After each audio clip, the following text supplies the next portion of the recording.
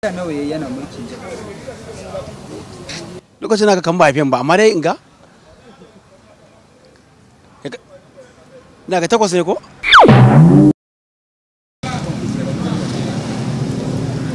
Audu Bako na san mulkin sa a jihar Kano akalla Audu Bako ya shekara 8 yana mulka Kano.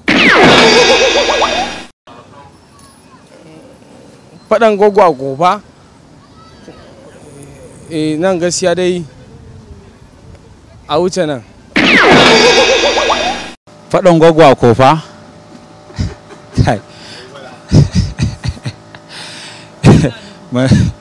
wannan ya fi karfin kai da ayi waje. Abin da yake nufi da fadan Gwaggo a Kofa shine baka da karfin da zaka yi fada sannan ka je kai. A yanda ni na fahimci wannan kalma ta fadan Gwaggo a Kofa, na fahimce ni shine a in Gwaggo ta je wani gari wanda ba Kofa ba aka yi mata laifi sai ta zo Kofa kuma ta dinga fadan da ba shi da kuma wani amfani.